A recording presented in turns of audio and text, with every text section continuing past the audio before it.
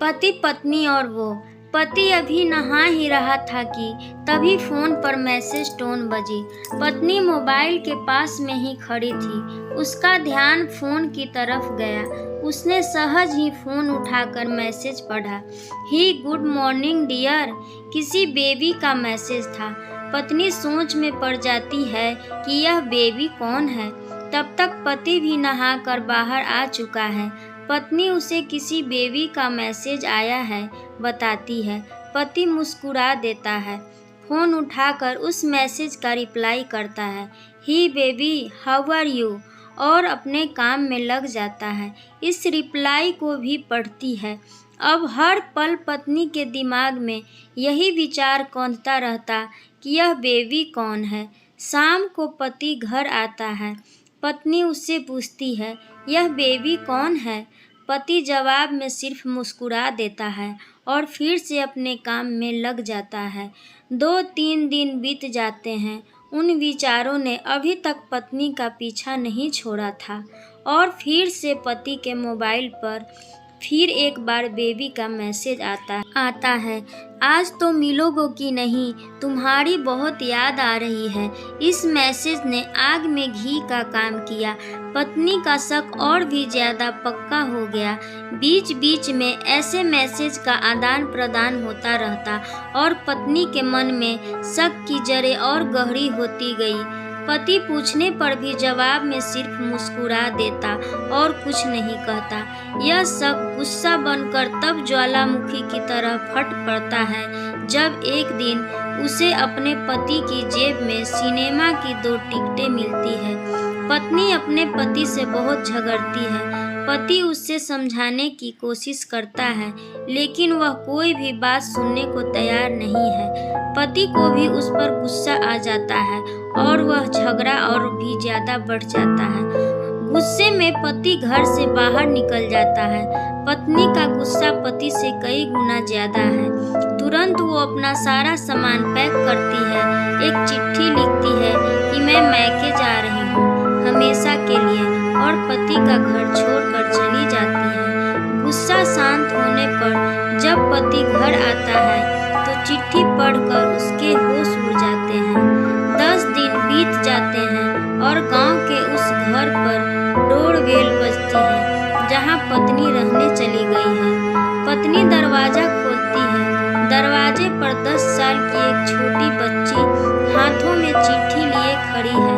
वह पत्नी को वह चिट्ठी देती है। बच्ची से वह चिट्ठी लेकर पत्नी चिट्ठी खोलकर पढ़ती है, डियर वाइफ, जिस बेबी की वजह से हम दोनों में इतने झगड़े हुए और तुम हमारा घर छोड़कर यहाँ से चली आई, यह बच्ची जो अभी तुम्हारे सामने खड़ी है वह वही बेबी है, अनाथ आश्रम की एक प्यारी बच्ची। इसी के साथ में मैं बातें करता था, सिनेमा जाता था। पहली बार जब तुमने बेबी के बारे में पूछा था तो मैंने जानबूझकर तुम्हें नहीं बताया था। सोचा था थोड़ा मजाक करता हूँ, देखता हूँ तुम कैसे रिएक्ट करती है। लेकिन मैंने यह कभी नहीं सोचा था कि तुम्हारा शक इतना बढ़ जाएगा कि तुम घर ही छोड़ दोगी।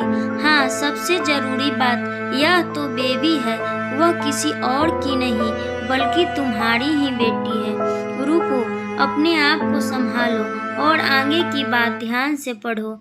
हमारे शादी के 2 साल पहले की बात है। तुम अपने कॉलेज के लास्ट ईयर में थी।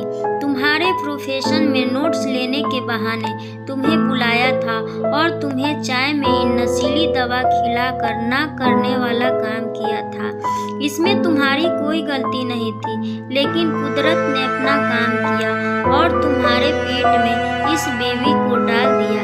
काफ़ी प्रयास करने पर भी अबॉर्शन नहीं हुआ तो तुम्हारे घर वालों ने समाज के डर से तुम्हें 6 महीनों तक घर में ही रखा। तुम्हारे पिताजी खुद एक डॉक्टर हैं, इसलिए यह बिना मांगा बच्चा बड़ी आसानी से बिना किसी को कानो कान खबर हुए इस दुनिया में आया। भविष्य में तुम्हारी शादीशुदा जिंदगी में कोई प्रॉब्लम ना हो, इसलिए तुम्हारे पिता ने इस बच्चे को गांव के एक अनाथ आश्रम में छोड़ दिया। यह बच्चा मतलब यही बेबी जो अभी तुम्हारे सामने खड़ी है। अगर अभी भी विश्वास नहीं हो रहा है तो इस बच्ची के गाल का वो तिल देख लो जो शायद तुमने उसे आखिरी बार रोते हुए देखा होगा, या फिर अपने पिताजी से पूछ लो। पत्नी जल्दी से उस बच्ची को पास में लेकर उसके गाल का तिल देखती है। उसका मन भर आता है, उसकी आंखों में आंसू आ जाते हैं, लेकिन अभी भी चिट्ठी बाकी है, इसलिए वह आगे बढ़ती है। मुझे पता है अभी भी तुम्हारे मन में यह सवाल उठ रहा होगा कि यह सब मुझे कैसे पता। तुम्हें बता दूं कि यह सब तुम्हारे खुद के पिताजी ने ही अपने मन में उठ रहे पश्चाताप को शांत करने के लिए शादी के 1 महीने पहले मुझसे मिलकर सारी बात बताई थी। उन्होंने यह भी कहा था कि अगर मैं चाहूँ तो शादी से इनकार कर सकता हूँ। मैंने तुम्हें स्वीकार किया क्योंकि इस पूरी घटना में तुम्हारी कोई भी गलती नहीं थी और हमारी शादी हो गई।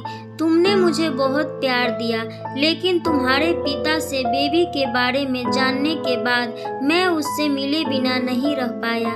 मैं बीच बीच में उससे मिलता था, उससे मिलना, उसके साथ समय बिताना मुझे बहुत अच्छा लगता था। कितनी प्यारी बच्ची बिना किसी गलती के क्यों सजा भुगते, बस इसलिए मैं उसे थोड़ी सी खुशी देने की कोशिश करता था। बस मुझे इतना ही कहना था। अब अगर तुम फिर से अपने घर आकर मेरे साथ रहना चाहो तब और सिर्फ तभी गैलरी में आ जाओ। तुम्हारा और सिर्फ तुम्हारा डियर पति।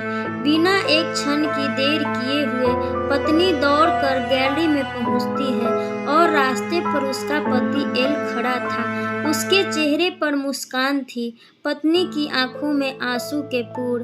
कारण कुछ भी हो, अपने दोनों के बीच में कभी भी शक को थोड़ी सी भी जगह मत दो, क्योंकि दुनिया में हर बीमारी का इलाज है, लेकिन शक का कोई इलाज नहीं है।